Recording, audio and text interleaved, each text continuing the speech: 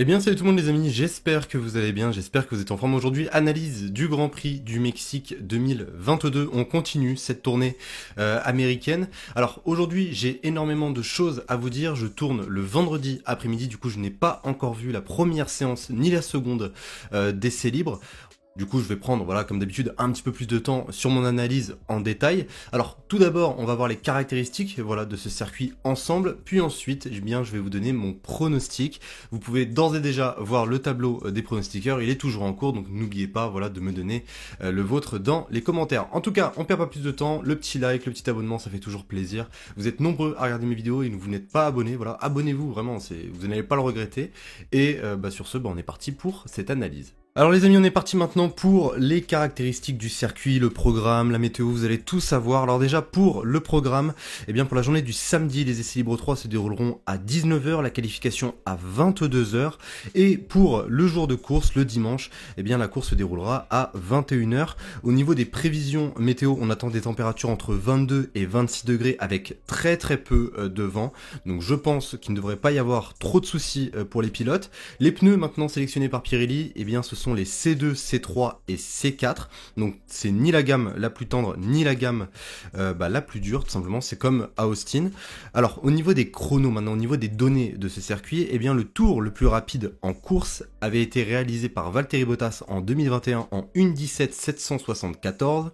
Ça m'étonnerait qu'il soit battu ce week-end. Le tour le plus rapide cette fois-ci en qualification avait été réalisé par Daniel Ricciardo en 2018 en 1:14,756. La longueur de circuit est de 4,3 km. La longueur de la course au total sera de 305 km. La première apparition de ce circuit fut en 1963. Le sens est horaire. Il y aura 71 tours ce dimanche avec 3 zones de DRS en un tour, tout simplement. Au niveau des virages, on peut en compter 17, 7 à gauche, 10 à droite. Et la pole position se situe à la gauche du circuit. Et la distance entre la pole et le premier freinage est d'environ 811 mètres.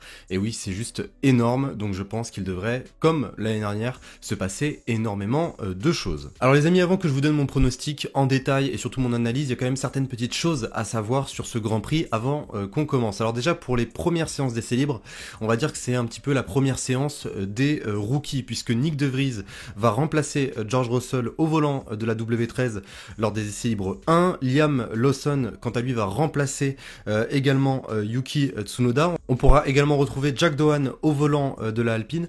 Donc je pense qu'en termes de tests pour les jeunes pilotes, on va vraiment se régaler pendant cette première séance d'essais libres. Et dernière chose à savoir par rapport au Grand Prix du Mexique, il vient d'être prolongé jusqu'en 2025. Et oui, donc voilà, une grosse prolongation, on va dire. Et envie de dire tant mieux, puisque c'est pas forcément un circuit où on s'ennuie. Généralement, il y a quelques dépassements dus à la grande ligne droite. C'est sûr que généralement, il y a pas mal de spectacles. Alors, on est parti maintenant pour mon pronostic. Honnêtement les amis, j'ai pas mis beaucoup de temps avant de vous trouver un pronostic. Généralement, chaque semaine, j'ai l'habitude à chaque fois d'essayer d'aller chercher une petite surprise, d'essayer d'aller chercher quelque chose en fait, littéralement qui me mette entre guillemets l'eau à la bouche avant de regarder le Grand Prix. À chaque fois, je donne des gagnants qui ne sont pas forcément toujours présents pendant la course.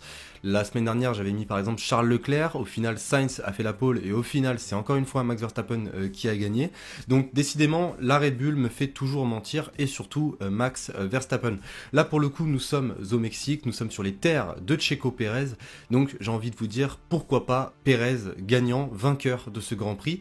Ça serait même peut-être, on sait jamais, possible, vu que maintenant que Red Bull sont champions constructeurs et pilotes, que on ne sait pas, Max Verstappen laisse entre guillemets peut-être la victoire à Sergio Pérez. Je rappelle juste une chose, jamais un Mexicain s'est imposé chez lui. Le premier à avoir réussi à faire un podium, c'est Sergio Pérez. C'était l'année dernière lors du Grand Prix du Mexique 2021.